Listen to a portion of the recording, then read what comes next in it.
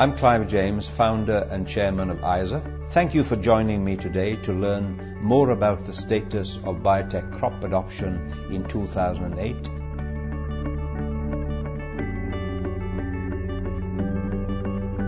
Biotech crops experienced another year of strong growth in 2008. But more importantly, the crops are poised for a second wave of strong adoption. In 2008, there were an additional 1.3 million biotech crop farmers. 10.7 million more hectares of biotech crops were planted, and 3 new countries grew them for the first time.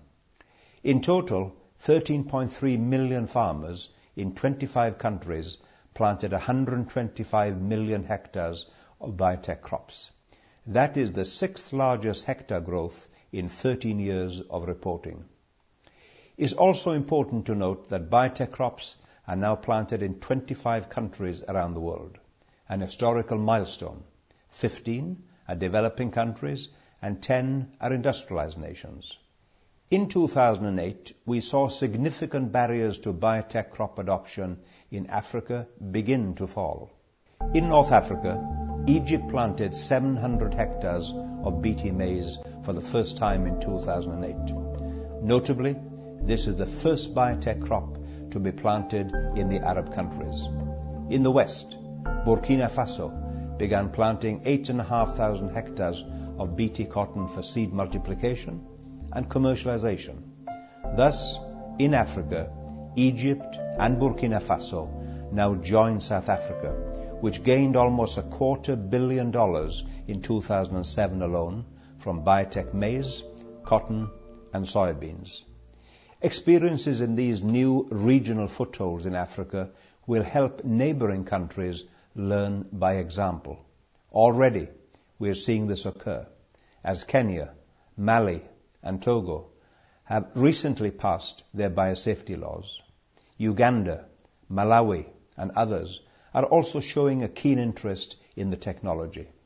There are a variety of other indicators that point toward the emerging second wave of adoption. The 2 billionth cumulative acre of biotech crops was planted in 2008, just 3 short years after the first billionth acre was planted in 2005, a milestone that required a decade to achieve.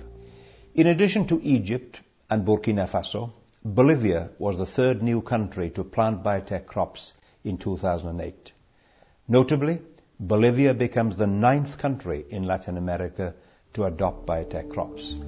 New biotech crops were also approved for planting in countries with previous experience with other biotech crops.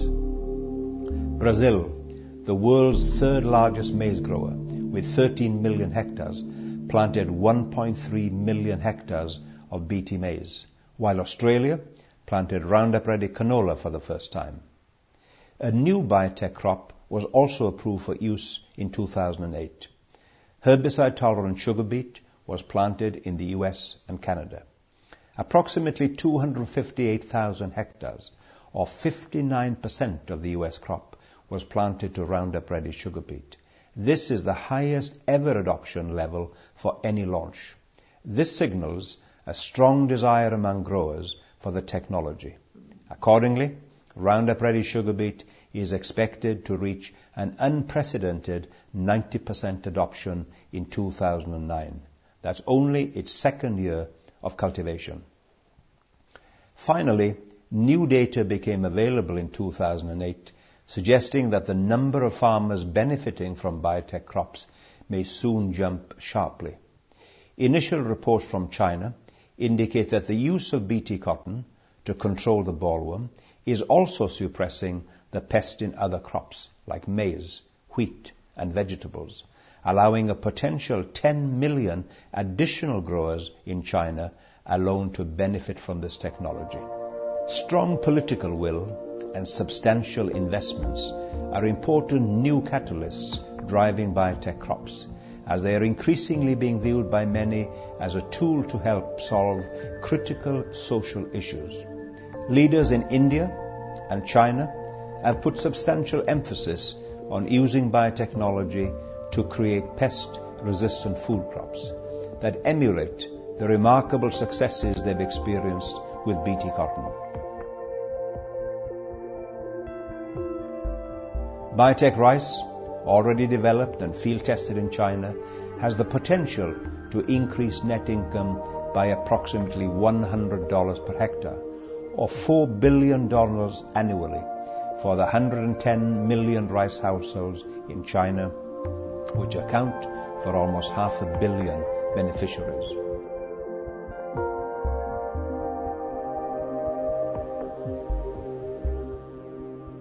This new political will and interest in the role that biotech crops can play in increasing food availability, security, and affordability is critically important and can drive strong adoption between now and 2015, the Millennium Development Goal year. In 2008, the top 8 countries each grew more than 1 million hectares. In decreasing order of hectarage, they were the USA at 62.5 million hectares, Argentina at 21 million, Brazil at 15.8, India at 7.6, Canada at 7.6, China at 3.8 million, Paraguay at 2.7 million, and South Africa at 1.8 million hectares. The remaining 17 countries, which grew biotech crops in 2008, in decreasing order of hectarage, were Uruguay, Bolivia, Philippines, Australia, Mexico, Spain, Chile, Colombia, Honduras, Burkina Faso, Czech Republic, Romania, Portugal, Germany, Slovakia, Poland, and Egypt. In 2008, 7 of the 27 countries in the European Union officially planted BT maize on a commercial basis. Despite the fact that French farmers quadrupled their BT maize plantings to 22,000 hectares in 2007, they were prohibited from growing BT maize in 2008. In the EU, BT maize plantings in 2008 remained at approximately the same level, 107,719 hectares, compared with 110,818,000 in 2007, only a 2 to 3% difference. What is noteworthy is that every single one of the 7 EU countries increased their BT maize hectares for an overall increase of 21% in the 7 countries, according to our ISAAA estimate, which is exactly the same as the estimate of 21% increase used by the EU Commission. ISAAA predicts an additional 15 countries will plant biotech crops by 2015, to total 200 million hectares. New countries expected to commercialize biotech crops include 6 or more in Africa, 3 to 4 in Asia, and up to 6 in Eastern Europe, including Russia, where a biotech potato is at an advanced stage of development. Several new crops are expected to gain approval by 2015, with insect and disease-resistant biotech rice already extensively field tested in China. Golden rice is also expected in Asia around 2011, and phytase maize in China in the next few months. Other crops nearing approval include biotech potatoes, sugarcane, and bananas, and BT eggplant, an important vegetable food crop, which has the potential to benefit up to 1.4 million small farmers in India alone, plus a legion of their counterparts in Bangladesh and the Philippines.